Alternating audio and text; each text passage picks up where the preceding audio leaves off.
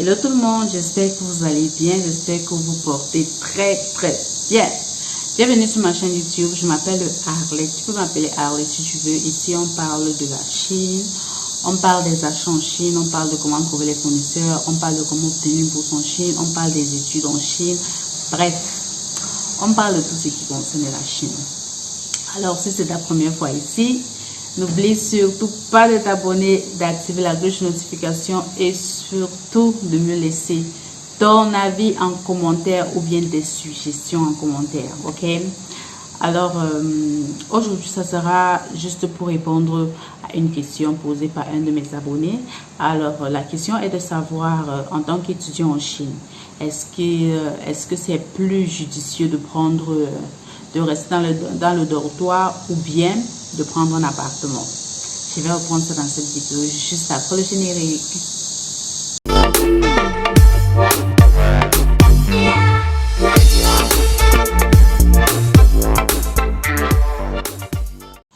Alors, est-il plus judicieux de vivre dans un dortoir ou alors de vivre dans un appartement hors du campus? Je vais vous répondre que oui et non. Je vais la reprendre le cas de vivre dans un dortoir. Quand tu vis dans un dortoir, tu as la sécurité. Tu as la sécurité dans quel sens? Dans le sens où, si tu es malade par exemple, on peut facilement te prendre en charge. Les responsables de l'école peuvent facilement te prendre en charge et toi-même tu peux facilement leur contacter.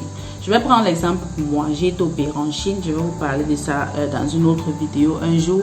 J'ai été opérée en Chine et la chance que j'ai eue, c'est que j'étais dans le dortoir. Quand j'y pense même un peu, je me rends compte que si j'étais hors du dortoir, ça devait être compliqué parce que j'étais malade à un point où je ne pouvais même pas bouger. Donc on a dû venir me porter de ma chambre pour m'amener à l'hôpital. Vous voyez? Et vous allez souvent me demander que bon, la police, 911, ici en Chine, je pense que c'est 811. Bon, personnellement, je n'ai jamais entendu un étranger qui a appelé ce numéro-là. Personnellement, je n'ai jamais entendu. Mais oui, c'est possible de les appeler. Mais c'est souvent plus judicieux d'être dans le dortoir quand tu as ce genre de problème parce que ça se règle plus facilement. Aussi, quand tu es dans le dortoir, au fait, tu dépenses moins. Comme je vous ai dit en début de vidéo, les frais de dortoir sont généralement inclus dans les frais d'école. Donc, ça veut dire que si tu payes par exemple 3500, tu vas payer 3500 pour toute l'année.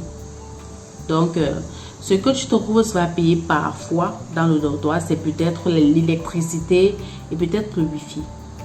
Parce que généralement, c'est soit l'électricité est gratuite, soit l'eau est gratuite, soit l'eau est gratuite. Bon, vice versa en fait. Donc, généralement, il y a toujours quelque chose qui est gratuit. Ok? Donc, tu te retrouves à ne pas trop dépenser. Ce que tu dépenses même souvent, c'est sur la nourriture. Tu dépenses juste un peu d'argent sur la nourriture. Et dans l'enceinte du camp, de l'université, la nourriture est très moins chère. Tu as la possibilité de te nourrir avec très peu d'argent. Parce que nous avons d'abord la cantine de l'école où si tu as ta carte étudiant, tu peux manger à moindre coût, ce que tu veux à moindre coût. Même les boutiques qui sont dans l'enceinte du campus sont les prix sont très bas. Donc c'est pour faciliter la vie aux étudiants en fait. Donc ça c'est l'avantage de vivre dans le dortoir. Et aussi quand tu vis dans le dortoir, tu as beaucoup plus de chances d'atteindre, d'assister aux événements un peu, comment dire, un peu pas planifiés. Ok? Parce qu'il y a souvent les moments ici en Chine, comme par exemple le temps d'examen, surtout si tu as été un étudiant un peu compliqué, déjà tu es pas arrivé en catastrophe et qu'on t'a demandé de ne pas composer certains examens, on a repoussé certains examens à une autre année. Parce que vers la fin de l'année, ils vont te mettre la pression pour que tu les composes. Et il te faut être sur place pour pouvoir assister à ces examens-là. Parce que le chinois peut se lever peut-être à 10h, il te dit qu'à 10h30 tu as examen. Si tu n'es pas au campus, tu vas faire comment? Tu vas arriver en retard. Donc, ça, ce sont juste quelques petits avantages d'avoir le dortoir, de vivre dans un dortoir en Chine. Et maintenant,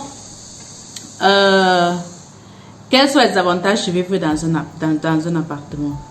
Ok, le premier avantage, c'est que tu es libre. Tu as une liberté de fou. Tu peux sortir à l'heure que tu veux. tu peux rentrer à l'heure que tu veux, tu peux inviter qui tu veux, tu peux faire ce que tu veux. Personne ne va rien te demander. Ça, c'est le premier avantage. Il faut savoir que dans les dortoirs, ce n'est pas, il y a certains dortoirs où tu n'es pas, bon, tu ne dois pas inviter n'importe qui. Il y a les heures qu'on fait. Par exemple, mon dortoir chez nous, on ferme à partir de 23h. À partir de 23h, le dortoir est fermé, toute personne n'entre. Quand c'était le Covid, par exemple, ils ont fermé. C'était tout le temps du Covid, en fait. Le portail du dortoir était fermé. Donc, on était enfermé là comme des chèvres. Alors que quand tu as ton appartement, ce n'est pas le cas. Tu as toujours cette petite liberté là où tu peux sortir, tu peux faire ce que tu veux, tu peux rentrer à l'heure que tu veux. Personne ne va rien te demander. Ça, c'est cool, n'est-ce pas? Maintenant, le deuxième avantage de vivre dans un appartement, c'est que tu peux cuisiner. Tu peux cuisiner. Tu as ta cuisine seule. Personne ne vient te demander quoi que ce soit. Personne ne va venir te déranger.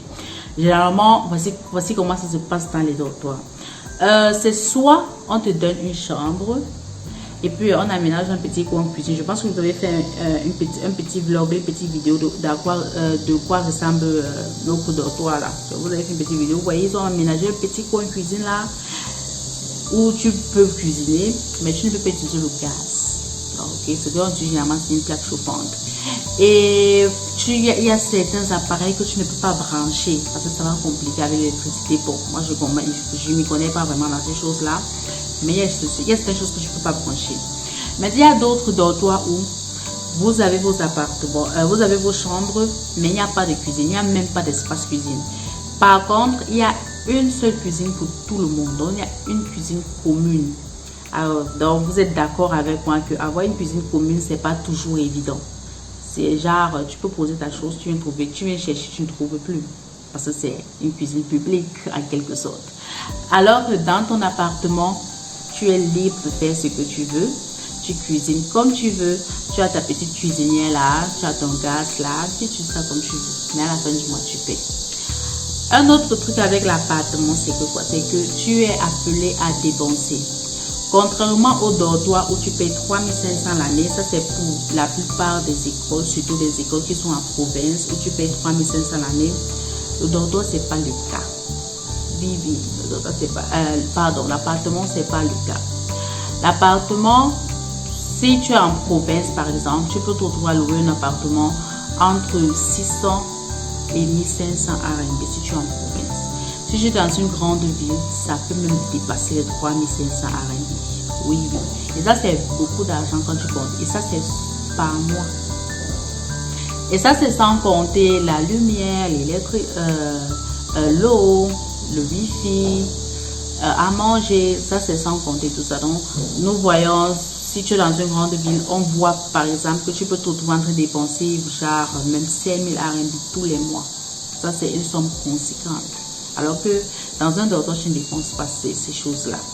Mais un autre avantage de vivre dans un appartement, c'est que tu as le confort que tu veux. Les dortoirs n'ont pas toujours ce confort-là. C'est vrai que tu te trouves avec un lit, tu as ta petite table là. En fait, tu as tout ce dont tu as besoin pour étudier. Donc, tu n'es pas là pour être confortable. Tu es là pour étudier. Parfois, même tu ne trouves pas de matelas. C'est toi qui dois gérer le matelas. Donc, vous voyez un peu. Par contre, l'appartement, tu as déjà ta chambre, ça vient avec le matelas. Oui, la plupart des appartements viennent avec le matelas. Quand tu viens dans un appartement, en fait, c'est déjà meublé. Donc, tu as déjà ce confort-là. Vous voyez. Donc, on va conclure ici que vivre dans un appartement ou dans un dortoir, ça dépend de vous.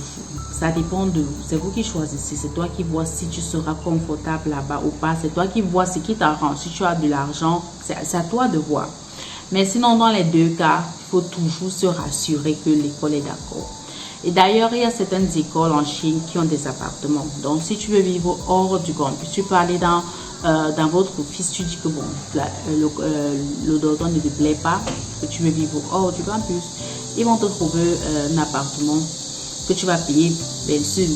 Ça sera un peu plus cher que le dortoir, mais si c'est pour l'école, ils vont faire en sorte que ça ne soit pas vraiment trop cher pour toi. Donc, c'est un peu ça.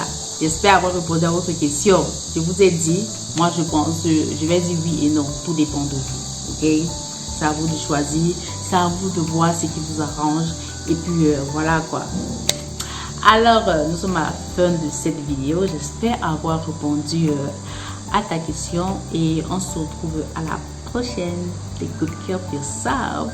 Bye bye.